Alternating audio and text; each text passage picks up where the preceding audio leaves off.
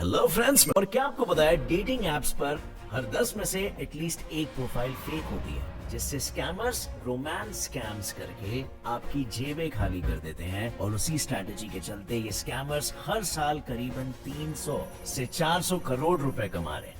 अब जब बात स्कैम्स की हो ही रही है, तो दरअसल बात जुलाई 2015 की थी, जब एशली मैडिसन ऐप के यूजर्स के real names, home addresses, search history, credit card transactions और ईमेल आईडी जैसे सभी पर्सनल इंफॉर्मेशन के डेटा द इम्पैक्ट टीम करके एक ग्रुप ने हैक कर लिए थे। और द इम्पैक्ट टीम ने सिर्फ उन डेटास को हैक ही नहीं किया, बल्कि उस डेटा को डार्क वेब के साइट्स पे बेच भी दिया था। एक्चुअली 2020 में एक अमेरिकन ने अपने ऊपर हुए स्कैम को पब्लिकली बताया था। उसने कहा कि उसे डेटिंग ऐप में एक लड़की मिली थी, जिसके साथ उसने कई दिनों तक बातें की और धीरे धीरे उनके बीच बॉन्डिंग स्ट्रॉन्ग होने लगी। और फिर एक दिन उस लड़की ने उस आदमी से उसकी अश्लील पिक्चरें भेजने की रिक्वेस्ट की। अब क्योंकि उस आदमी को उस लड़की से प्यार हो गया था, तो उसने इमेजेस सेंड कर दी। पर इमेजेस शेयर करने के कुछ ही पल बाद उसे एक धमकी भरा मैसेज मिला, जिसमें लिखा हुआ था कि वो जिस लड़की से बातें कर रहा था वो माइनर है और मैं उसका पिता बोल रहा हूँ।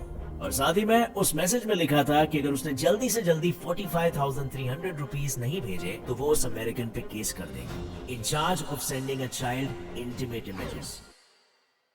अब आप सोच रहे होंगे कि क्या 3000 से भी ज्यादा लोगों को एक ही ट्रिक से उल्लू बनाना इतना आसान है? वेल, यस, क्योंकि किसी ने सच ही कहा है कि जब इंसान प्यार में होता है ना, तब वो अपनी कॉमन सेंस को भी खो देता है। और उसी का फायदा उठाते हैं ये स्कैमर्स। शुरुआत में वो लोग काफी फ्लर्टेशियस और प्यारी बातें करके आपका दिल और ट्रस्ट दोनों ही जीत लेते हैं, जिसके बाद वो लोग या तो आपसे अश्लील इमेजेस मांगेंगे या तो फिर किसी मेडिकल इमरजेंसी या किसी दूसरे बहानों से आपसे पैसे निकलवा लेंगे।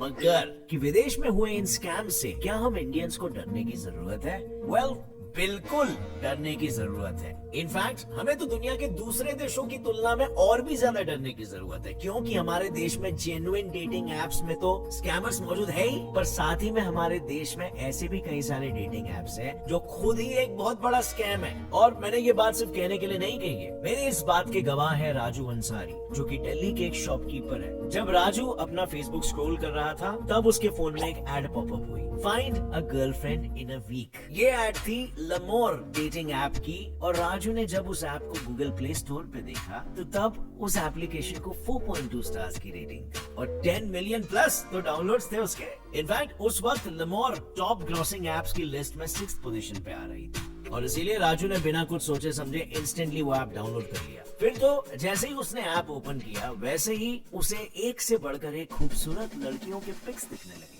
जिसमें से इफ किसी एक लड़की का भी उसे अगर मैसेज आ जाता तो वो खुद को कम खुश नसीब नहीं समझता। बट टू हिज सरप्राइज उसको एक नहीं बल्कि कई सारी लड़कियों के मैसेजेस आने लगे, जिसमें लिखा हुआ था, मैंने आज से पहले कभी किसी से बात नहीं की, डेटिंग एप्स पर आप मेरे पहले हो, are you the one I am looking for, say something से।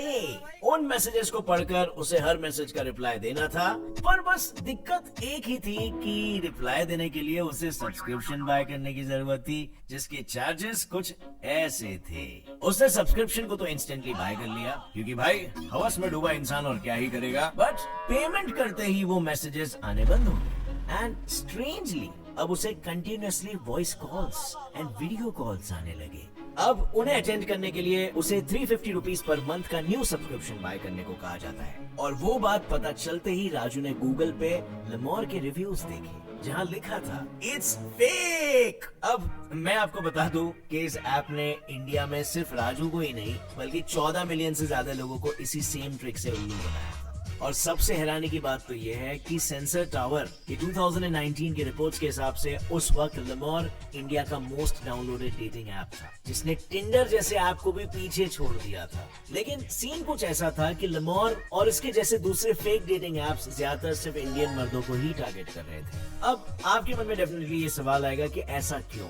वेल, इसका जवाब जानने से पहले हम देख लेते हैं कि इस ढोंग के पिटारे का करता धरता साला कौन था।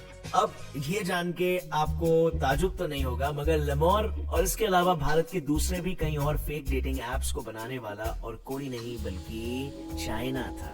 वो इसीलिए क्योंकि उन्हें मालूम था कि इंडिया में जितना स्कोप चाइनीज क्रैकर्स और लाइटिंग्स का है ना, उससे कहीं ज्यादा स्कोप इन डेटिंग एप्स का है। और इसके पीछे दो रीजंस है। पहला, डिप्रेशन। दरअसल WHO का कहना है कि पूरी दुनिया में Bharat second most depressed country है आफ्टर चाइना, और इस आंकड़े में सबसे ज्यादा शामिल होते हैं भारतीय मर्द। दरअसल भारत में बेरोजगारी, मेंटल ट्रॉमा, अब्यूज, सोशल नजरिया और घर की जिम्मेदारी जैसे कई सारे ऐसे रीजंस हैं जिसके बारे में मर्द बात करना चाहते हैं, पर उन्हें डर लगा रहता है कि वो इन सारी बातों को किसी से कहेंगे तो लोग उन्हें कमजोर समझेंगे, और फिर वही बात या टेंशन आगे चल के डिप्रेशन में बदल जाता है। ऐसे में फिर डिप्रेशन से पीड़ित इंसान को सिर्फ किसी का साथ चाहिए होता है, और ऐसे ही लोगों को टारगेट बनाना कहीं ज्यादा आसान हो जाता है इन स्कैमर्स के लिए। इसके अलावा स्कैमर्स को ये भी पता होता है कि सारे मर्द नेचुरली डेटिंग ऐप में आ जाते हैं in search of their partners, जबकि विमेन को मार्केटिंग स्ट्रेटेजीज अपना कर लाना पड़ता है। फॉर एग्जांपल, टिंडर में फिलहाल 66 मिलियन यूजर्स है, जिसमें से 78.1% मेन है और सिर्फ 21.9% ही वुमेन है।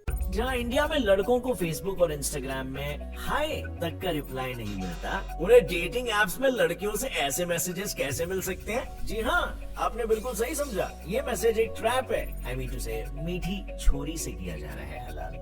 रियलिटी में ये मैसेजेस कोई लड़की नहीं बल्कि कंप्यूटर्स बॉट्स कर रहे होते हैं और राजू अंसारी जैसे लोगों की फांस रहे होते हैं। और जिन लोगों को नहीं पता कि बॉट्स क्या होते हैं, तो बॉट्स इंटरनेट का एक ऑटोनॉमस प्रोग्राम है जो अपने फिक्स्ड एल्गोरिथम की मदद से यूजर्स और सिस्टम्स के साथ इंटरैक्ट कर सकता है, जस्ट लाइक अ रोबोट, और उसे जो इंस्ट्रक्शंस दिए जाएंगे वो बस वही काम करेगा। और फिर जैसे ही कोई मेंबर सब्सक्रिप्शन पैकेज बाय कर लेता है, वैसे ये बॉट्स कंपनी के हायर किए हुए फीमेल एम्प्लॉइज से एक्सचेंज हो जाते हैं। फॉर एग्जाम्पल, लेमोर की ही बात कर लो। लेमोर 2019 में इंडिया में लॉन्च हुआ था और आते ही उसने सैनेकॉन कंपनी के साथ हाथ मिला दिया टू रिक्रूट फीमेल एम्प्लॉइज। उसी कंपनी की फीमेल एम्प्लॉय रूही, जो लेमोर जैसी दूसरी फेक डेटिंग ऐप के लिए भी काम करती थी, उसका कहना है कि उसे मंथली 10,000 रुपीज की सैलरी मिलती थी, जहाँ उसका टास्क होता था 4,200 वीडियो कॉल्स को अटेंड करना विद इन 15 डेज। अब ये तो सिर्फ एक लड़की की डिटेल्स दी है मैंने आपको। सैनेकॉन कंपनी में ऐसे 2000 एम्प्लॉइज हैं जो 15 चाइनीज फेक डेटिंग एप्स के लिए काम करते हैं। सो अब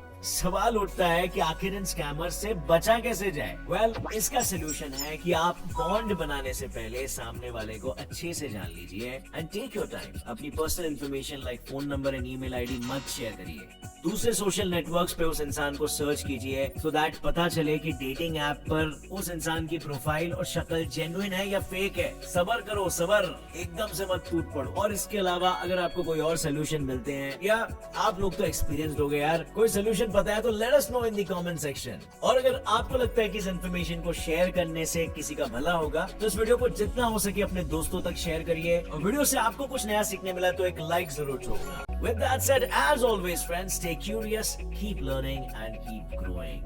जय हिंद। अब जिसे ना पता हो उन्हें बता दूं कि डार्क वेब इंटरनेट पे छुपी हुई एक ऐसी जगह है जहां उन इंफॉर्मेशन की ट्रेडिंग के साथ साथ और भी कई सारे एक्सट्रीम क्राइम्स होते हैं। इतना ही नहीं, डार्क वेब में 50,000 एक्सट्रीमिस्ट टेररिस्ट ग्रुप्स ऑलरेडी मौजूद हैं जो इन इंफॉर्मेशन को बाय कर खुद की एक फेक आइडेंटिटी भी बना सकते हैं। एंड इन केस अगर उन लोगों ने आपकी आइडेंटिटी से कोई क्राइम कमिट किया, तो पुलिस रिकॉर्ड्स और अरेस्ट वारंट में नाम उनका नहीं बल्कि आपका होगा, मेरे नंद गोपाल।